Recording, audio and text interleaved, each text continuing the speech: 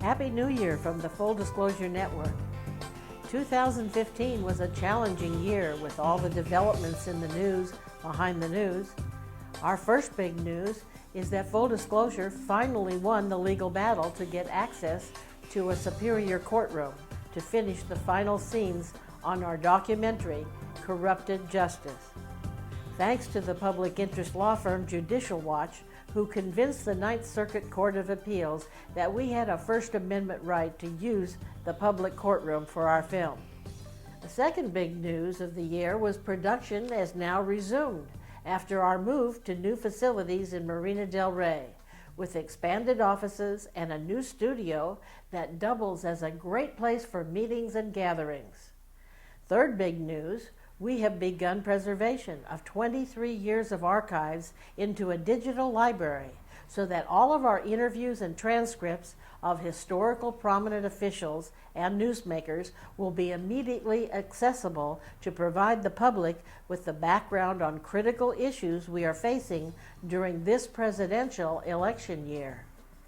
The fourth big news was unveiled at our December 13th annual event, where key supporters joined us to discuss why our digital library is so very important to informing the public about the truth on issues being debated by the candidates as we speak.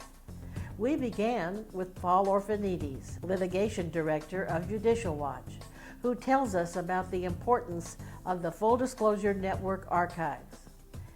Then Fred Fourcher, CEO of Bitcentral, described what FDN wanted to accomplish with the digital library and why it was so important.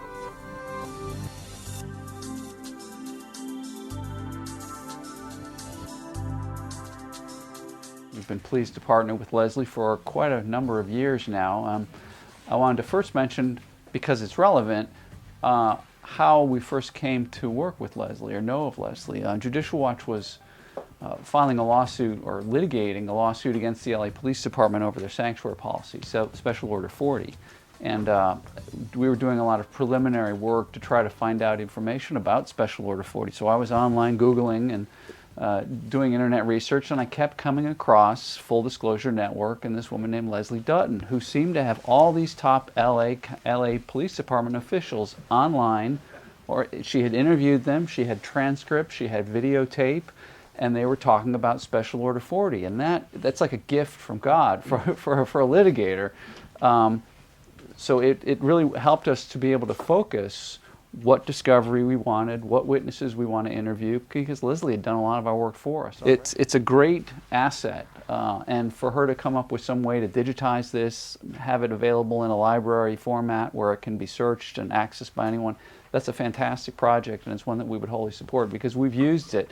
We used it the hard way to the extent that she can figure out how to make it available and accessible in a digital format, perhaps online. I mean, that would be fantastic. It would really be a great project. Ms. Dutton also welcomed Fred Fourcher, President and CEO of Bitcentral, and a media expert who applauded FDN for its journalism. There's a lot of things that you've done in your career to expose the corruption, the injustices in our society, and make them right. So, Leslie, you just, my heart's out to you. And, you've really done an amazing job. And he spoke about his system's use in the 21st century newsroom. This is what we do for CNN, but it's what we do for all of the TV stations to allow collaboration and sharing. This is also what Leslie would like to use to organize her archives and then allow those archives to be redistributed. There's an interesting stat. Raycom is a TV station group that has 31 stations around the country. They were sharing news with each other, FTPing stories. And so if you had a tornado go through one market and everybody wanted it, you could get that news. So they were sharing 1 to 2 stories per month per station. They put Oasis in because it just made it easy. It was all right there. They had to do nothing. They didn't have to call anybody, talk to anybody. They didn't have to send anything. It's just automatically, anything that's produced is automatically in the system with all the metadata so you can find it. Now the average Raycom station per month is 440 stories per station per month, or what they use from Oasis. That's news they already own. that simply by making it easy to use, they're able to access it and use it again and again and again. So for Leslie, she has this great footage and making it available so that someone who's you partner with can literally go in and browse anything you have, type a keyword, hey, there's so-and-so's hot right now, let's see what his background is. And all of a sudden that news can be pulled very quickly, or even just the sound bite, and pulled over the internet and then put into an editor and cut into a different package. So it's a very, very powerful tool. Fourcher also spoke about the current state of news in the U.S. A lot of people say, well, local news is dying. Other people say, well, or all these things that people say. Well, these are the stats, they're the most current stats. Actually, 2014 is a culminated year. They came out earlier this year, but it's interesting that the news is, newspapers are still continue to decline from an audience standpoint, but network news and local news are actually up. When you look at the economics, the things that make people money, if you look at network TV, it's interesting, some are up, some are down. Cable TV, MSNBC is not doing too well. Fourcher also spoke about the future of digital television, something the Full Disclosure Network is working towards. The digital ad revenues are really, double-digit growth. It's where things are going. And so we talk about the future of TV. It's over-the-top TV, which means that's going to be delivered on your smart TV, your Apple TV. You'll be, whether Fire TV, whatever device you use to access something, you'll be able to access anything you want on demand. You can do it today, but people will do it more and more as more content becomes available. So content's migrating there. It will end up there. Thinking of linear channels as we do today will start dissolving away, and content will simply be standing on its own. Investigative journalism is something Fourcher believes is important to the country. I would love to see more of what Leslie does out there, and that is really asking the tough questions. Our society needs that. Our society needs to have a press that is going to go after the politicians, their backgrounds, and really understand who these people are.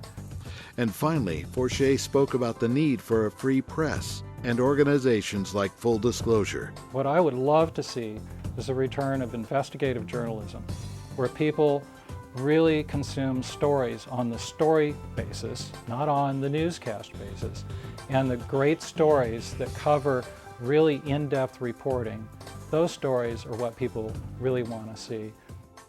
Leslie, you've done an amazing job of doing that over the years at Full Disclosure Network, and think of all the lives you've changed and the injustices that you've exposed over the years. We're grateful to Fred Fourcher and Paul Orfanedes for their remarks at our event. This is truly a great time to be involved in covering the news behind the news. But this is not just about news. Our digital archives are extremely valuable historical content that reveals the truth in an environment of lies and deception by public officials.